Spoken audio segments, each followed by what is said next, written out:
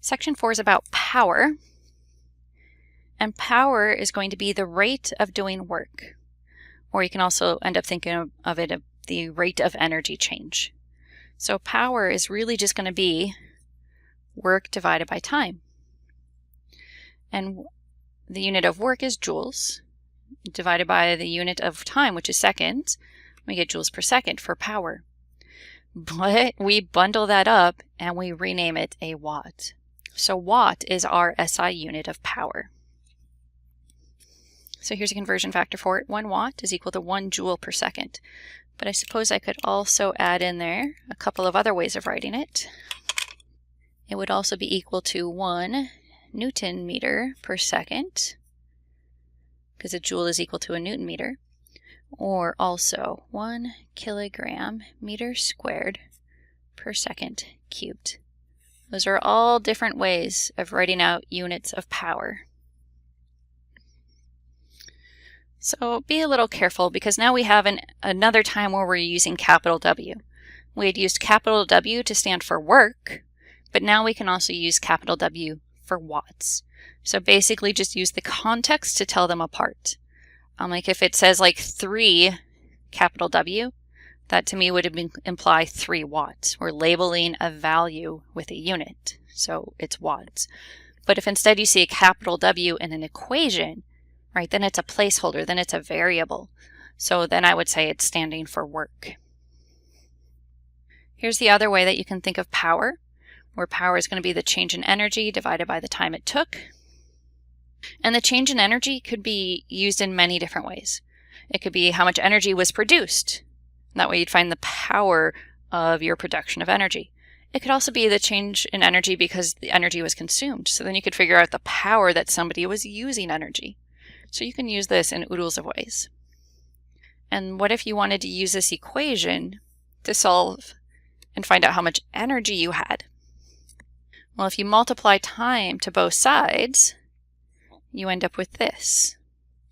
The change in energy is equal to the amount of power times the time that it took.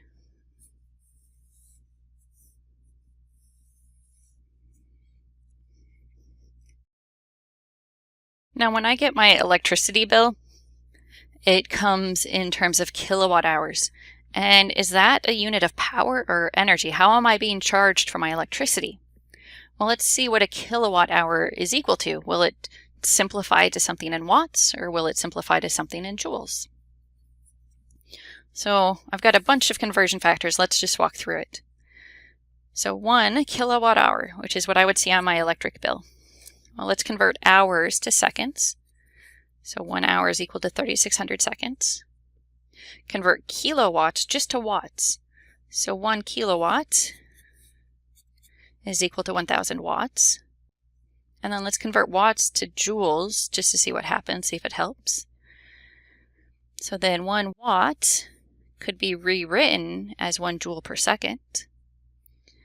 And now we've got a second and then divided by a second. So those will cancel out. 3,600,000 joules. So 1 kilowatt hour is a unit of power times time, but it simplifies down into just joules. 3.6 megajoules, or 3.6 million joules. The typical US person uses 909 kilowatt hours each month of electricity, which is 3,270 megajoules of energy each month, which for fun, I could write it out as 3.27 gigajoules. Or we could write it out the long way as well. Is that a lot of joules? How about we just also convert a type of energy that we're more used to and seeing what that is in joules. The standard US diet is said to be 2,000 food calories. And a food calorie is not the same as a scientific calorie. Food calories usually have a little capital C instead of a lowercase c.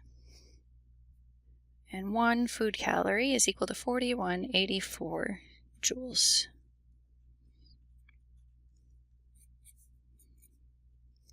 Right.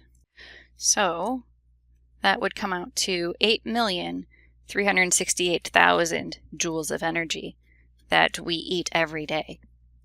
So really, when I think of joules, I think that joules is a tiny amount of energy. It's almost like measuring how much your groceries would cost in pennies. It would sound like a huge amount of pennies, but we're just used to thinking of it in dollars instead.